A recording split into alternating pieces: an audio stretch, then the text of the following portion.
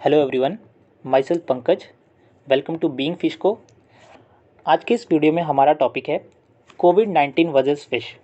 जी हाँ, आज की इस वीडियो में हम लोग बात करेंगे कोरोना वायरस और फिश के बारे में। ठीक है, दोनों के बीच में क्या रिलेशन है। बहुत सी अफवाहें फैल रही हैं हमारे सोसाइटी में, बहुत सा र्यूमर फैला है कि कोविड-19 जो है वो फ़िश को इन्फेक्ट कर रहा है। कोरोना वायरस के इस सिचुएशन में हमें फ़िश नहीं खाना चाहिए, क्योंकि अगर हम लोग फ़िश कंज्यूम करते हैं इस सिचुएशन में तो हमें कोरोना वायरस हो सकता है। ठीक है, ये कोरोना वायरस हमारे ह्यूमन बॉडी को इन्फेक्ट कर सकता है फ़िश के थ्रू। ठीक है, तो ऐसे ही कुछ र्यूमर्स के बारे में हम लोग बात करेंगे और इस वीडियो को आप लास्ट तक ज़रूर देखिएगा। अगर आपके मन में भी इस कोविड-19 और फिश के रिलेशन में कोई डाउट होगा तो हो सकता है वो इस वीडियो को देखने के बाद क्लियर हो जाए। ठीक है, चलिए शुरू करते हैं। सबसे पहला क्वेश्चन जो आप सबके दिमाग में आ रहा होगा, ठीक है, कि क्या कोरोना वायरस फिश को इन्फेक्ट करता है? तो उसका आंसर है जी नहीं। ओके, WHO की रिपोर्ट माने या फिर रिसेंटली साइंटिस्ट के रिसर्च की बात करें तो अभी तक टिल डेट कोरोना वायरस का इन्फेक्शन फ़िश में नहीं देखा गया है। ठीक है, फ़िश में अभी तक कोई भी इन्फेक्शन कोरोना वायरस के थ्रू नहीं पाया गया है। ओके, तो अब आपके मन में ये ख्याल आ रहा होगा कि ऐसा क्यों? ह्यूमंस में तो बहुत से केसेस देखने को मिल रहे हैं, फिर फिशेज़ में ऐसा क्यों नहीं हो रहा है? तो उसका जवाब ये है कि देखिए, अलग अलग ऑर्गेनिज्म के अंदर डिजीज़ कॉज करने के लिए अलग अलग वायरस रिस्पॉन्सिबल होते हैं। ओके, वैसे ही जैसे कि फ़िश की बॉडी में WSSV, white spot syndrome virus, IHHNV, infectious hypodermal haematopoietic necrosis virus और TSV, टोरा सिंड्रोम वायरस, जैसे कि ये सारे वायरस शेल फिशेज़ या फिशेज़ में डिजीज़ कॉज करने के लिए रिस्पॉन्सिबल होते हैं और ह्यूमंस के अंदर ये इन्फेक्ट नहीं करते। उसी प्रकार जो हमारे कोविड-19 वायरस है या कोरोना वायरस है या जिसको हम लोग सार्स कोविड-2 बोल रहे हैं, वो फिशेज़ में इन्फेक्ट नहीं करता है। ठीक है, ये वायरस जो है आपका कोविड-19, इनका जो सोर्स है वो मैमल्स को इन्फेक्ट करता है। ठीक है, या फिर मोस्ट अप्रोप्रिएट अगर हम लोग बात करें तो ह्यूमन टू ह्यूमन ट्रांसमिशन देखने को मिला है कोविड-19 का। इसलिए एक्वेटिक स्पीशीज़ में इनका कोई इन्फेक्शन देखने को नहीं मिल रहा है और पॉजिटिव साइड सोचे तो आगे भी हमें इनका कोई भी इन्फेक्शन देखने नहीं मिलेगा। ठीक है, अब आपके मन में जो अगला सवाल आएगा वो ये है कि इस कोविड-19 पैंडेमिक सिचुएशन में हम लोग आखिर फ़िश की बात ही क्यों कर रहे हैं? तो उसका जवाब ये है क्योंकि हम लोग फ़िश को खाने में इंटरेस्टेड हैं, बट कुछ लोगों की वजह से जो ये र्यूमर स्प्रेड कर रहे हैं कि फ़िश में कोरोना वायरस इन्फेक्शन हो रहा है और उसको खाने से हमें कोरोना वायरस हो सकता है, उनकी वजह से फ़िशिंग इंडस्ट्री पे असर पड़ रहा है और फिशरमैन्स की लाइवलीहुड पे भी असर पड़ रहा है, जिसके कारण कि फ़िश का प्रोडक्शन रेट जो है वो डिक्रीज़ करते जा रहा है और फ़िशिंग इंडस्ट्री का जो एक्सपोर्ट पोटेंशियल है वो भी डिक्रीज़ कर रहा है। ओके, अब हम लोग आपके मन में जो दूसरा क्वेश्चन आएगा वो ये है कि आखिर हमारे पास खाने के लिए तो बहुत कुछ है, वेजिटेबल्स हैं, फ्रूट्स हैं, और अब तो हम लोग विटामिन्स के टैबलेट भी खा रहे हैं और जिंकोवेट टैबलेट खा रहे हैं। ठीक है, मल्टीविटामिन्स टैबलेट ले रहे हैं, प्लस और भी दूसरे दूसरे टैबलेट ले रहे हैं इम्यूनिटी बढ़ाने के लिए। तो फ़िश क्यों खाना है हमें? फ़िश खाने की क्या ज़रूरत है? तो यही तो वो सवाल है मेरे भाई, जिसका मैं वेट कर रहा था। अब बस आप लोग इस वीडियो को लास्ट तक देखिए ताकि आपके मन से ये सारे डाउट भी क्लियर हो जाए और फ़िश क्यों खाना ज़रूरी है उसके बारे में भी आप लोग जान लेंगे। देखिए, सबसे पहली बात, फ़िश जो है वो बहुत ही न्यूट्रिशियस फूड है। ठीक है, फ़िश ऐसा ऑर्गेनिज़म है जिसके अंदर आपको प्रोटीन भी मिलेगा, विटामिन भी मिलेगा, मिनरल्स भी मिलेंगे। ओके, फ़िश के अंदर low fat high quality protein मिल जाएगा आपको। ठीक है, उसके बाद न्यूट्रिशनली फ़िश को 3 पार्ट में कंप्राइज़ किया गया है। ठीक है, कैटेगराइज़ किया गया है इनको, वो हैं oily fish, white fish and shell fishes. ठीक है, ऑयली फ़िश में आपके फैटी फ़िश आ जाते हैं। कौन कौन सी? तो सैल्मन, मैकरल, फ्रेश टूना। और वाइट फ़िशेज़ में आपकी आ जाती हैं कॉड, पॉम्फ्रे, रोहू, तिलापिया, जो कि प्रोटीनेशियस फ़िशेज़ हैं। ठीक है, और शेल फिशेज़ में आ जाती हैं crabs, mussels, oysters, lobsters and prawn.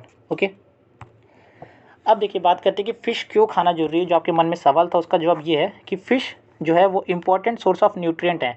तो कौन कौन से न्यूट्रिएंट इससे मिल जाएंगे आपको, वो देखिए। ये पहला है आयोडीन, दूसरा है सेलेनियम, तीसरा है विटामिन डी, चौथा है जिंक, पाँचवा है पोटेशियम और छठवां है विटामिन ए।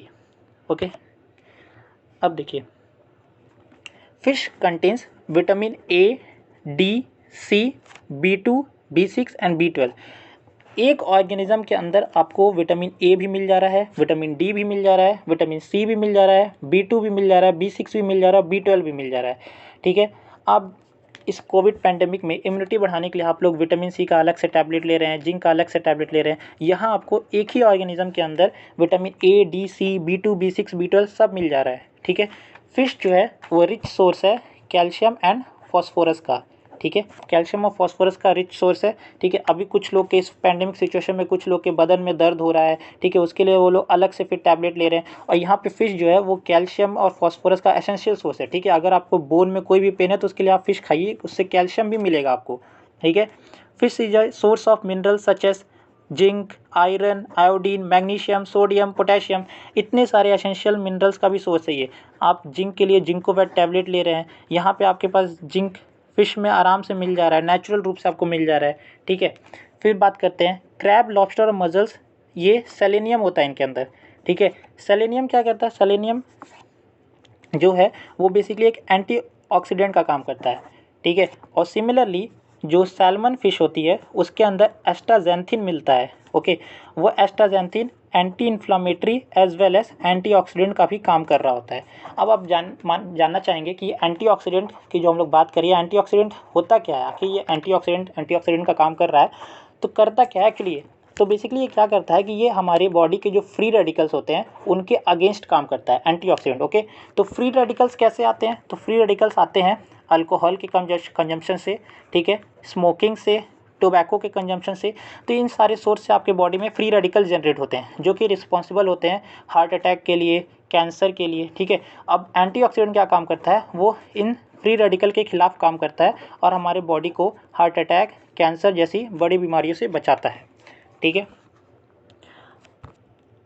अब बात करते हैं जो सबसे ज़रूरी चीज़ जो फिश के अंदर पाया जाता है, दूसरे किसी भी ऑर्गेनिज्म में आपको नहीं मिलेगा, वो है ओमेगा 3 फैटी एसिड सोर्स। ठीक है, fish is the important source of omega 3 fatty acid. Omega 3 fatty acid है क्या, पहले उसके बारे में जान लेते हैं। ये basically poly unsaturated fatty acid है। ठीक है, इसके अंदर 3 इंपॉर्टेंट ओमेगा 3 फैटी एसिड जो कंप्राइज करता है वो है alpha linoleic acid, इकोसा pentanoic acid और डुकोसा हेक्सानोइक एसिड। ओके, अब जानते हैं कि ओमेगा 3 फैटी एसिड करता क्या है।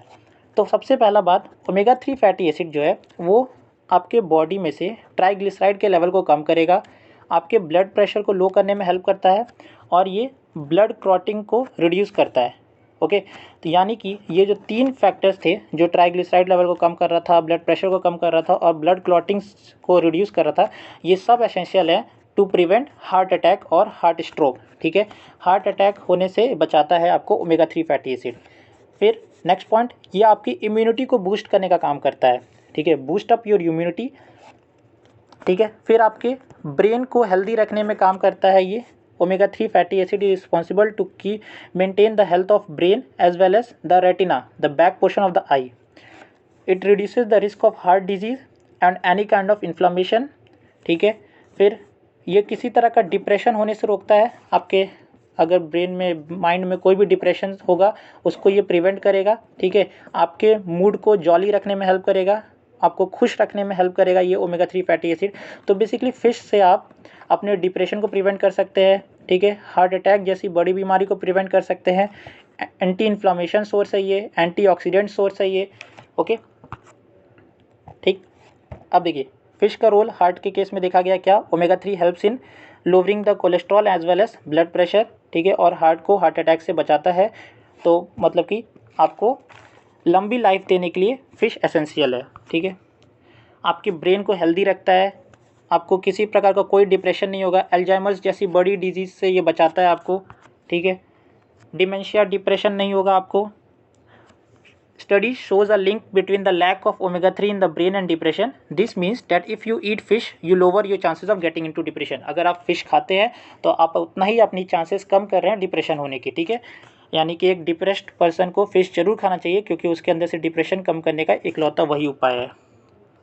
फिर आपके ये रूमेटॉइड अर्थराइटिस को दूर करने के लिए यूज़ होता है। Eating fish helps to ease the symptoms of this medical condition by helping to reduce inflammation. Arthritis जैसी बड़ी बीमारी को भी सही करने के लिए आप फिश खा सकते हैं। ठीक है, तो ओवरऑल जो मैं कंक्लूज़न जिसकी मैं बात करना चाहता हूँ यही है कि फ़िश एक बेस्ट फूड है जिसको आप किसी भी र्यूमर में आके या कोई भी अफवाह सुन के इग्नोर मत कीजिए, ठीक है। लोगों का काम है अफवाह फैलाना, वो फैलाते रहेंगे। आप बेसिकली फोकस कीजिए कि इसका न्यूट्रिएंट इंपॉर्टेंस क्या है। फ़िश में आपको ओमेगा 3 फैटी एसिड मिल रहा है जो कि हार्ट डिजीज़ से आपको बचाएगा, ब्रेन को आपको हेल्दी रखने के लिए यूज़ होगा। कोविड पैंडमिक बहुत ही ख़तरनाक है, इसमें आप देख रहे हैं कि कई लोगों की हार्ट अटैक से मौत हो जा रही है, प्लस कितने लोग डिप्रेशन में चले जा रहे हैं, मेंटली इसका असर पड़ रहा है। तो फ़िश ऐसा जो फूड है जो आपको मेंटल हेल्थ में सुधार रखने के लिए भी यूज़ होगा, हार्ट के हेल्थ में भी आप सुधार रख सकते हैं, ठीक है। आपकी ये सोर्स है मल्टीविटामिन, मिनरल्स, जिंक का सोर्स है, ठीक है, प्रोटीन का सोर्स है। इसमें आपको हर एक न्यूट्रिएंट मिल जाएगा जो आप दूसरे सोर्स से लेना चाह रहे हैं, ठीक है। तो so the conclusion is, if you want to save yourself, start eating fish and don't listen to any rumour, avoid any kind of rumour. Those who are spreading rumor about fish in this COVID-19 pandemic, say them to watch this video and then come to any kind of conclusion. Okay, one fish a day keeps heart problems away. Okay, with this line I conclude my this video. Thanks to all for watching. Keep sharing the video, stay safe in this pandemic situation, and if you like this video then subscribe to my channel and keep sharing the video. Thanks.